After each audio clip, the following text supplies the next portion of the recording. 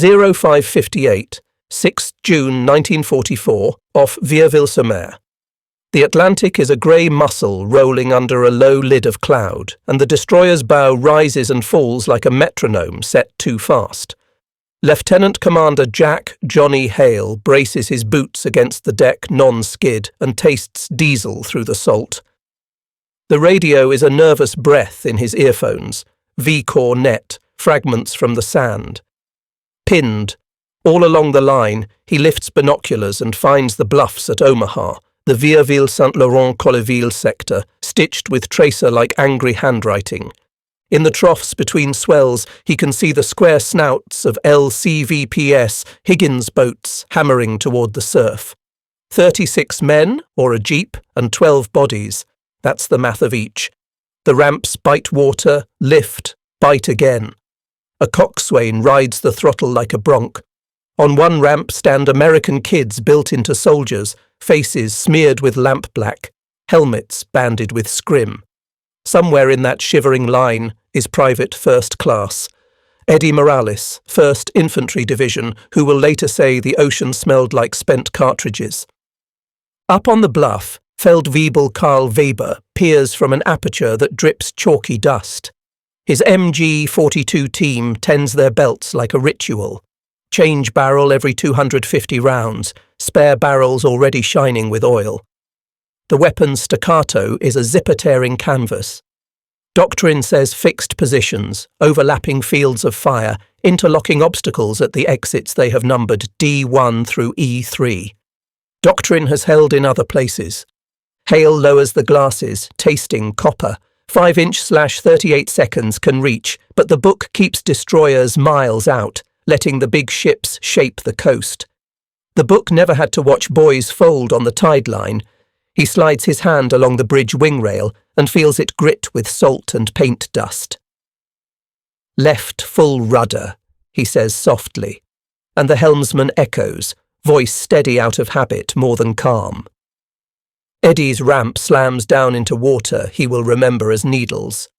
He stumbles into waist-deep surf, the Garand a warm, faithful weight, 8 rounds, then the clean slap of an N-block clip. He can tell the MG by the sound. He can tell the mortars by the hollow thump overhead. He can tell fear by its taste, metallic and thin. A Belgian gate looms, razor wire snarled with weed, and an engineer with a satchel charge nods once, as if to say, "After you." The destroyer's bow begins its slow, improbable swing shoreward. Hale watches the range collapse. 1,200 yards, 1,000, the sound of his own ship changing timbre as the water shoals. On the bluff, Weber blinks, not believing what he is watching. Ships are not supposed to come this close. Not into that. Not today. The tide pushes as if to help, and then, like a bully, shoves them back. Eddie faceplants behind a Belgian gate, grit in his teeth, and tastes the mix every veteran remembers: salt, rust, propellant, burning oil from a wreck that must be a Sherman.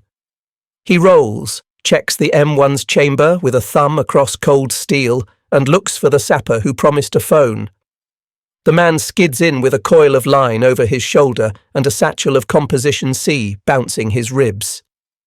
"Up the draw!" somebody yells, voice flat with command because terror wastes breath. The order bounces from helmet to helmet until it lands on Eddie, who nods without meaning to and starts pushing the line uphill.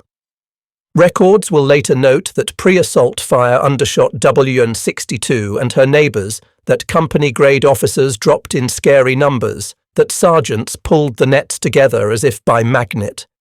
In the moment, it's only small choices made under large fear. Eddie and the sapper shove the wire ahead of them in arm-length throws. Every 10 yards they pause and listen, because the mortars thump hollow and the fragment scythe low. The handset is taped to the sapper's forearm. The battery box bangs like a heart. Up the hill, the German positions are solid geometry. Concrete cuts the recoil of the 50mm, and the MG-42's beaten zone shines with brass. Feldwebel Weber holds his men to doctrine. Conserve belts, swap barrels, stay off the skyline. He does not waste grenades on targets the machine gun is already killing. The sea heaves, and in that nausea he finds a kind of confidence. No navy would be crazy enough to close to knifing distance. They crawl past a dead man who wears a lieutenant's bars and an expression that will not change again. Eddie does not look at the face.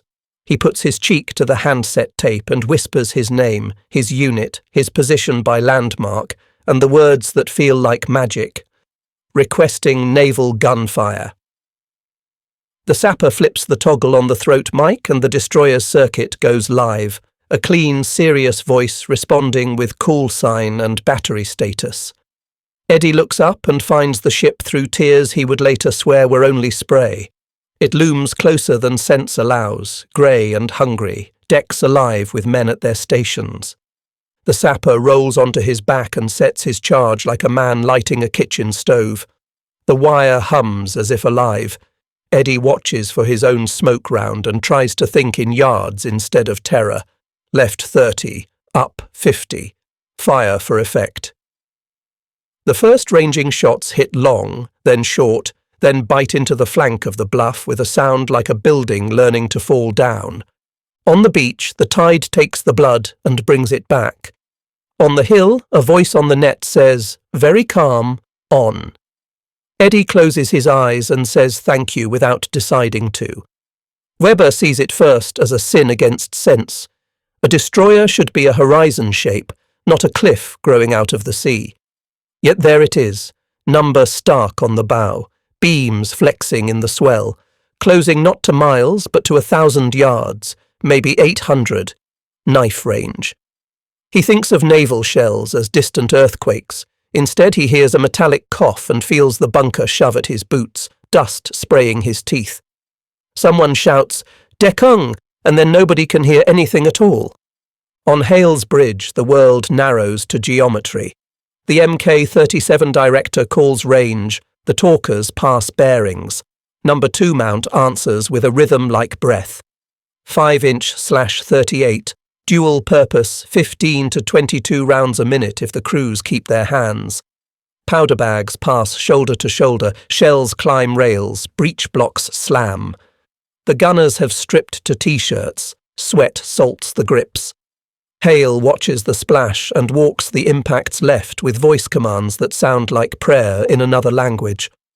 Eddie's smoke marks the draw, and the big guns rake the embrasures with point-detonating rounds. Concrete spalls outward in dirty white petals. An engineer runs a Bangalore through wire that has suddenly forgotten to be immortal, and infantry move as if a lid has lifted. The Garan's 8-round hymn keeps time with the ship's thunder. Every clip ping feels like a metronome for courage. Weber slaps a fresh barrel into the MG-42 and burns a belt into the surf, sees a man fall, a man rise, a man keep coming. The assistant gunner counts links with his lips and prays to supply that will not arrive. The weapon is perfect, the arithmetic is not. There is no way to stop shells arriving on the clock. When a round reaches into the bunker and pulls the light out of the air, Weber finds himself flat on his back, ears hot, thinking stupidly about how clean the spare barrel had been. Later, historians will describe destroyers closing to within 1,000 yards at Omaha as a decision that altered the day's physics. Ships used as assault guns under direct lay, firing as if the beach were a pier. It would have felt like a violation of the manual because it was. It also saved the beachhead. And here is an impossible truth that belongs to the war's scale. A single American yard, Willow Run, would peak at building 1 B-24 Liberator an hour, an assembly line tempo that turned steel into time into altitude. The ship's whistle sounds once, short and savage. Hale notes shattered embrasures, and the first men pass the shingle, small figures against a hill that is finally learning how to die. In a stone-walled room miles from the beach, a German staff officer rubs his eyes and studies a map that insists the main blow will come at Pas-de-Calais. Pins bloom red there, thread lines pull like spider silk from fake divisions whose radios never sleep. Operation Fortitude is not a word on his lips, but it owns his morning. Outside, rain needles the courtyard. Inside, reports from Normandy smell of misprint. Weather that should have grounded invaders, a landing that would not wait. The argument has been the same for months.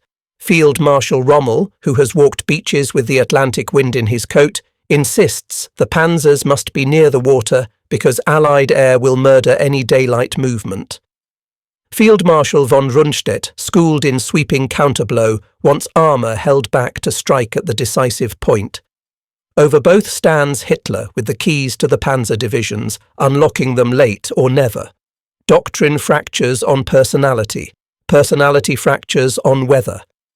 By the time the duty officer marks the first accurate reports from Omaha, American destroyers closing to point-blank range, infantry prying open the drawers with engineers and naval guns, the Luftwaffe over the beach is a rumour and a memory. Fighters that would rescue nothing are grounded or elsewhere. Bridges behind the line, repaired by sweating teams through night, vanish again in daylight under what the reports call yabos. Because air superiority is not a picture, it is a schedule the enemy writes for you. On Hale's bridge, the rain is a second skin. He keeps the destroyer moving, alternating between gunnery and shepherding, because the surf is still punishing craft and men. He thinks without art that the book will have to change after this. Doctrine is a living thing, or it is a dead letter. Hale has no patience for dead letters. If the army can get him a target line, he will cut stone with naval steel until the hillside goes quiet. Claire Lemonnier, a schoolteacher in Colville, presses her palms to a window pane that rattles like teeth with each salvo. She cannot see the beach, but she can smell it. Diesel, seaweed, the chemical bite of propellant. A neighbour's boy asks if thunder lives in the sea. She answers gently that today, perhaps, it does. She will remember that later, when the sky fills with planes and the ground with trucks. It is mid-afternoon on the 6th of June by the wall clock and the formations that might bite. The 12th SS Panzer Division Hitlerjugend Panzer Lehr sit under orders that read like handcuffs. Reports agree on one thing. Any column that shows itself by day becomes wreckage before it reaches the sound of the guns. By night, fuel dribbles, bridges are out again, and the map grows teeth. 19 to 22 June. 1944. The Channel forgets mercy. Barometers dive, rigging screams, and the sea climbs the sky. In the American sector, the artificial harbour called Mulberry A does what men asked of it until the ocean decides otherwise. Caissons strain and part, floating roadways twist like licorice. A line of trucks that had been driving off LSTs like commuters finds itself staring at waves big as barns. German radio operators grin into their cigarettes. Let the weather finish what the army began. On the beach, nobody has time for mood. Seabees in wet dungarees lash pontoons together and point at places where the bottom will bear. Beach groups mark lanes with anything that stands up in the wind. Oil drums, stakes, a field telephone nailed to a plank. An LST kisses sand, drops her bow, and belches out a column of men and vehicles that would have waited for a proper pier on a civilized shore. This is not a civilized shore. It is a place where you learn to cheat physics. Supply officers set up depots under tarps and profanity. Fuel comes ashore in 5-gallon cans stacked in pyramids that look like modern art. Medical teams unwrap bandages by the armful and hang plasma bottles from doorframes that yesterday were barn lintels. Ammunition parties heave crates by the thousand. An old sergeant shrugs when told to ration for a day or two and answers that rationing means counting, not stopping. The counting is done with cranes, sweat and a tide table. Claire Lemonnier stands in a doorway and watches American abundance behave like a living thing. It does not apologize for being loud or heavy. It arrives in weather that would have sent most armies home. A corpsman gives her a smile and a strip of chocolate for a boy who has never tasted anything so brown or sweet. The boy holds it like a medal. Claire will remember that taste in a winter that is not yet on the calendar. Out where the water is still angry, Hale's destroyer leans into the work.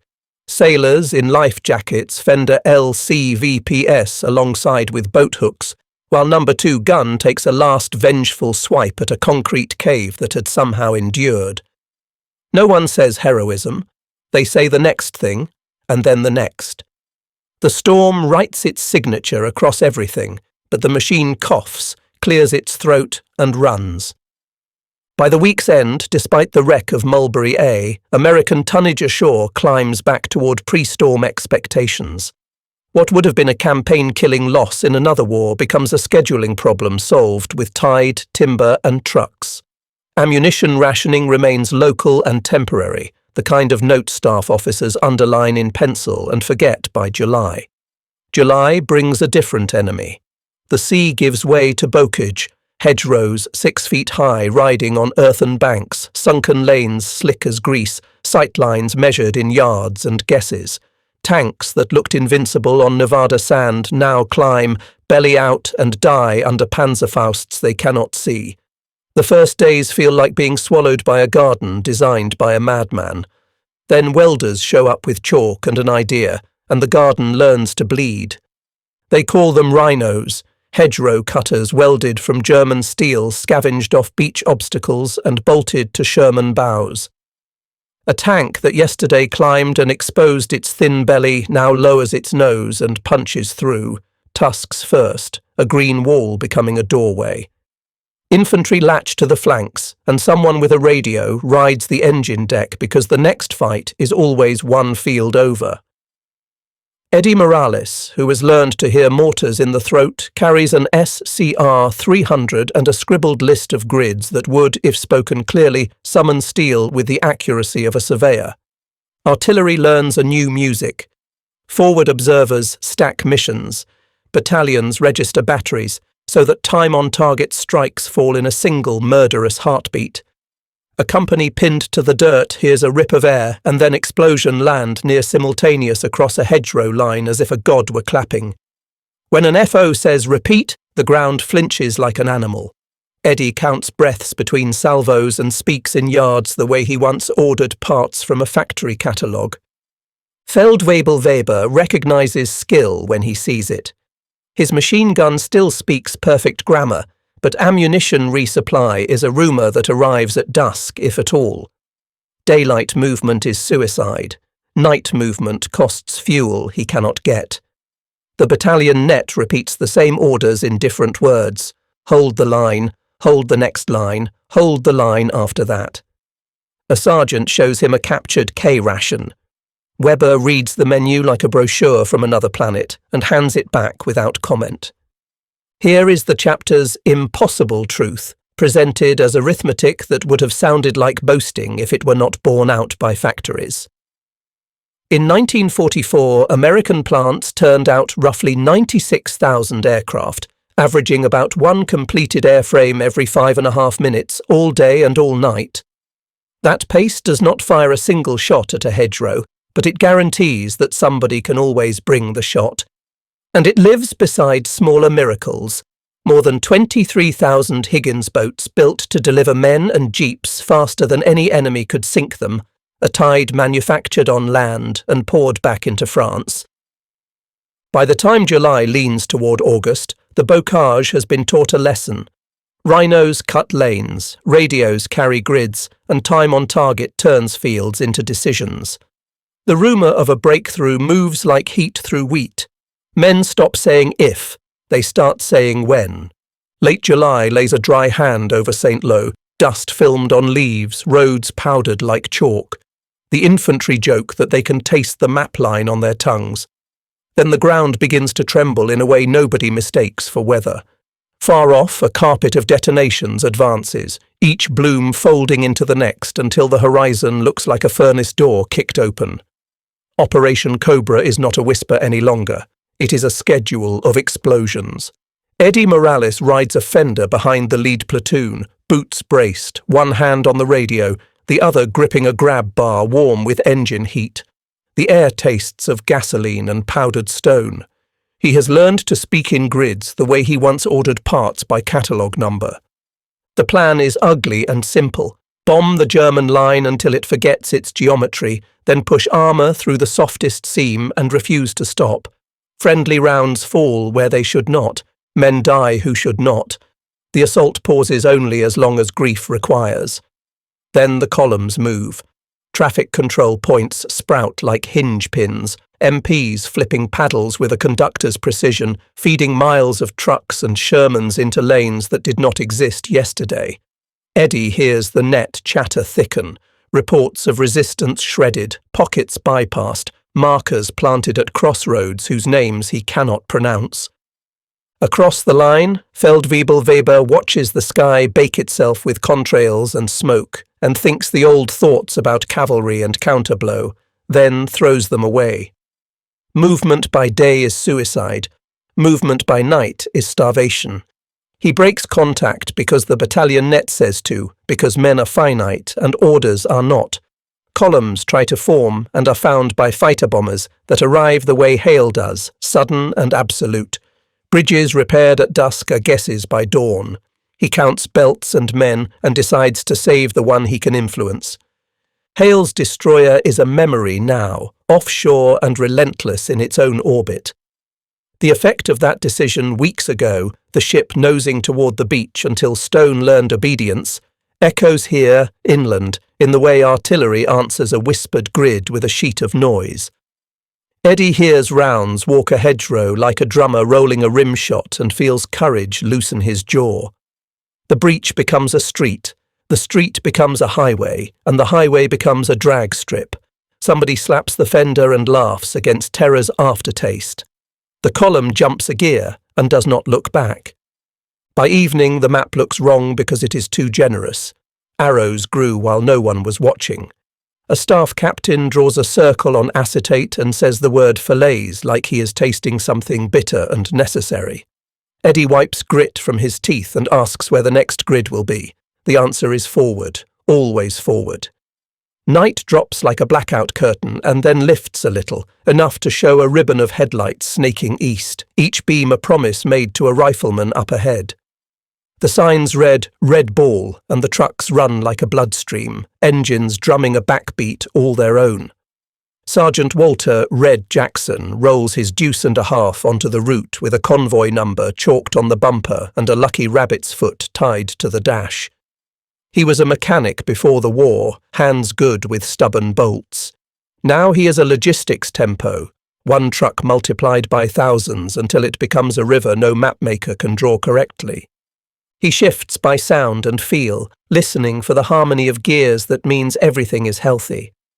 The load sheet says fuel and .30-06 and rations, the trinity that keeps the front from becoming a place of ghosts. MPs swing lanterns at intersections, their silhouettes stiff with duty. Tyre depots loom like small cities, stacks of rubber casting long black shadows. At makeshift maintenance yards, men change filters by the dozen. A busted axle does not delay a column. It becomes an anecdote handed to the next shift. Jackson grins when a kid from Cleveland asks if they ever stop. "When Berlin does," he answers, and taps the gauge. Claire Lemonnier stands by a hedge with neighbours who have learned to love the sound of engines as if it were rain on a dry field. An American driver leans out to toss a pack of gum to a boy who catches it like a shortstop. She realises she can tell a convoy's purpose by smell now. Gasoline that stings the sinuses, mingled with the warm cereal scent of flour sacks. This is a new weather. It arrives to a timetable and leaves fewer hungry people than it found. Feldwebel-Weber watches a captured K-ration opened with reverence, notes the chocolate, the cigarettes, the meat in a tin that does not taste like surrender. He measures defeat in small tastes, as much as in destroyed vehicles. His men will move again at dusk, light discipline tight, fuel counted in sips. He folds the carton and places it in his bread bag like a keepsake from another planet. Here is the arithmetic that makes officers whistle low. More than 6,000 trucks running round the clock hauled roughly 412,000 tons between August and November. Some days the Red Ball Express pushed over 12,000 tons in 24 hours, enough weight to make bridges complain and German hopes collapse. Jackson downshifts for a hill, the engine barks, and somewhere far ahead, a battalion hears its resupply arriving on time. By dawn, the convoy smells of hot oil and success. Jackson scratches the rabbit's foot, taps the dash, and eases into a staging area where a corporal with a clipboard looks like a king. The river keeps running. That is its genius. August lays a haze over the triangle the maps call Falaise Argentan-Chambois, heat smell of wheat and cordite braided in the air. The corridor narrows by the hour until it is more rumour than road, and everything that tries the gap draws fire like a magnet draws filings. Eddie Morales steps out of a lane onto a low rise and watches smoke pillars tilt and smear, the country wearing a crown of its own burning. He thinks, absurdly, of the factory whistle back home and how it meant shift change. Here, the whistle is artillery's first ranging shots. He calls a grid, hears acknowledgement, and waits for the simultaneous arrival that men now call time on target, as if it were normal. Columns attempt movement and are diced by fighter bombers that arrive at the speed of bad news. Artillery draws boxes on a map and then fills them with steel. Eddie sees it happen like a diagram: find, fix, mass, finish. Prisoners stop being a trickle and become a flow, hundreds herded with hands on helmets, faces knifed thin by hunger. He keeps count until the numbers grow impolite and he lets them go. You can drown in arithmetic as surely as in surf. Feldwebel-Weber orders weapons ditched because the net hisses about encirclement and because survival is a tactic too. He thinks about doctrine as a loyal hound that could not learn a new trick and decides he will settle for living. Around him, ammunition dumps cook off with pops and hefty whomps that thump the ribs. He tells a boy to keep his head down and walk, just walk, and do not admire the fireworks. From the air, the pocket looks like a fist closing. From the ground, it sounds like a factory operating at cruel speed. Here is the chapter's impossible-seeming figure, yet it stands. On peak days inside the collapsing pocket, Allied forces captured Germans by the tens of thousands across the sector, while single-day losses in killed and wounded climbed into 5 figures during the implosion's worst 24s, grim tallies that did not belong to June 6th but were the direct inheritance of decisions made there. Artillery groups cycled so many missions that an observer wrote his pencil down to a nub by noon.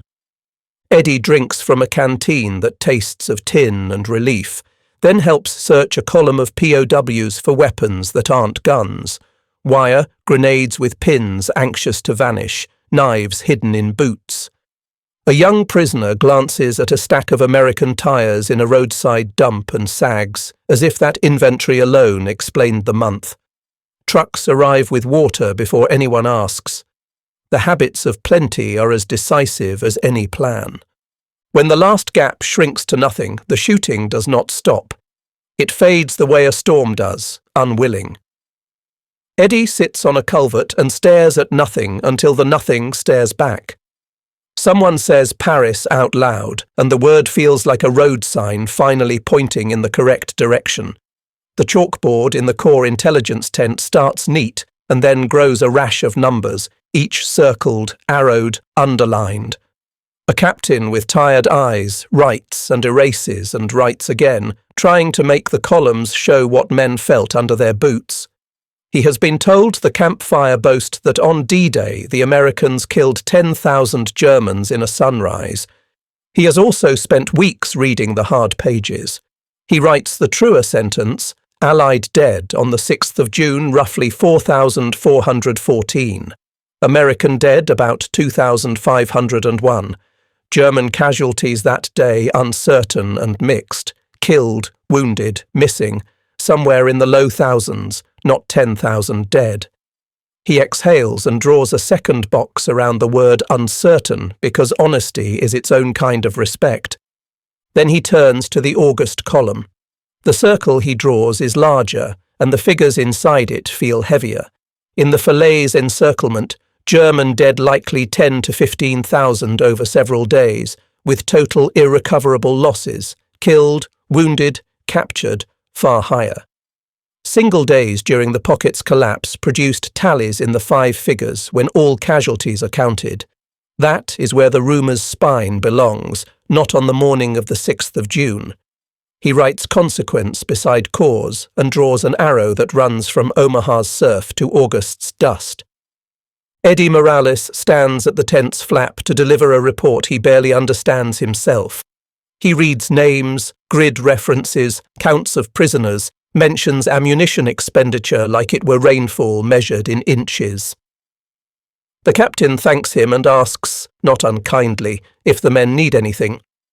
Eddie says tyres for the jeeps and coffee strong enough to stand a spoon. Outside, trucks nose in with both, because needs spoken into this system tend to be met. Feldwebel Weber sits under guard and watches a quartermaster detail stack crates with state names stenciled on them, Ohio, Michigan, Iowa, like a lesson in civics disguised as inventory. He thinks, suddenly and without bitterness, that he has been fighting not a nation, but an argument, the proposition that many hands doing ordinary work can outlast brilliance wielded by a few. He thinks of Rommel's beach walks and Rundstedt's arrows and decides neither man had the math to win. The captain caps his chalk and looks at the board as if it might answer back. He writes the last truth of the day in a small corner. The machine we built on June 6th did not peak at H hour. It scaled. Then he circles scaled twice and goes to find coffee that will peel paint. The depot at dusk looks like an idea made of wood and rubber. Rows of tyres high as a church wall, crates banded in steel, forklifts weaving like bees. A corporal with a clipboard dispatches destiny with pencil ticks. Walter Jackson backs his truck into a bay and feels the suspension sigh. A crew chief hands him a mug that might pass for coffee and calls him by name because names matter more than numbers, even here. Jackson checks his laces and his mirrors and thinks about how many hands his cargo has passed through. Pressmen, welders, riveters, packers, before becoming his responsibility. What freedom built is not shiny, it is reliable. Radios marked from Ohio go into a cage, carburetors from Michigan into another, flour from Iowa into a third. A band saw sings somewhere in the dark, cutting cribbing for the next weird load. The language of the place is technical and affectionate. Filters, plugs, ballast resistors, lashings, torque. Men argue not about whether to work, but about the right way to make the work easier for the next crew. A sergeant from New Orleans teaches a kid from Vermont to lash a stack of jerry cans so they will not chatter themselves to death.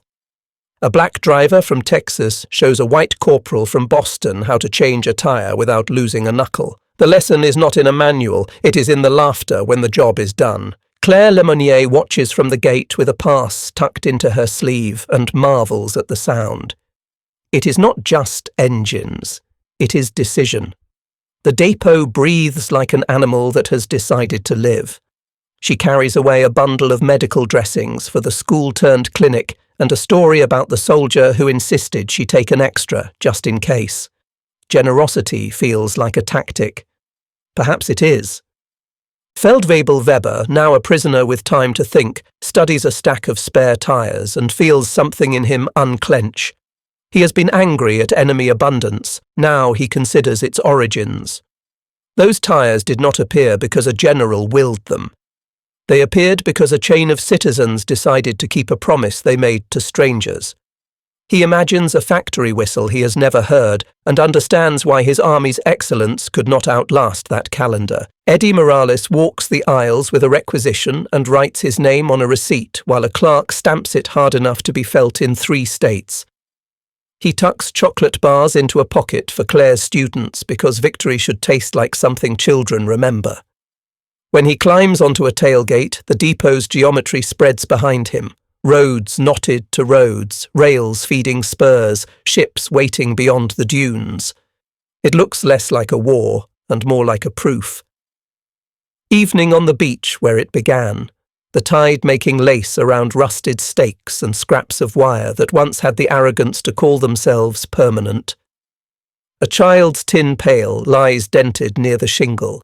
Someone has set a helmet on a post the way you do when you mean to come back. Hale walks the damp sand with his cap under his arm. The sea a calmer animal now, the wind carrying a faint chemical bite that memory supplies when the air does not. He thinks about the day the destroyer turned towards stone and the book bent to fit reality. He thinks about names, too many, spoken softly in wardrooms and on decks scrubbed for inspection. The numbers will never carry the weight alone, but they matter because men carried them. Allied dead on June 6th, roughly 4,414. Americans about 2,501. German D-Day casualties uncertain and mixed in the low thousands. In August's Falaise collapse, German dead likely 10 to 15,000 over several days, with tens of thousands more captured. Red Ball hauled in the neighbourhood of 412,000 tonnes August to November, with peak days above 12,000 tonnes. Factories back home turned out about 296,000 aircraft for the war, near 96,000 in 1944. One plant at Willow Run could finish a B-24 in an hour. A Liberty ship once slid into the water after less than 5 days of assembly. These are not boasts, they are signatures, the way a nation writes its name across a problem until the problem quits. Eddie Morales sits on a crate of ammunition he will never have to fire, writing a letter that cannot decide whether to be about chocolate bars or artillery. He ends up with both, because that is what the war was for him, small sweetnesses arriving on time and big noises arriving on target. He tucks the letter into a pocket and watches Claire shepherd children along a path that used to be dangerous because fields used to explode. She carries a ledger where she writes the names of those saved. It is better than a casualty list. Feldwebel Weber lifts his face to a sun that feels less like judgment now. He survived because somebody's destroyer captain closed a beach and because somebody else, far away, tightened a bolt on a truck axle destined for France. He has learned to admire his enemy without surrendering his dignity. That is its own kind of education. The last impossible truth, the one most worth keeping, is quiet. Freedom at scale is a weapon. Not a parade ground flourish, not a myth about a single sunrise, but a system that proves itself hour after hour until even a continent must believe it. Hale looks at the water and thinks the counting will never be complete, but the lesson is,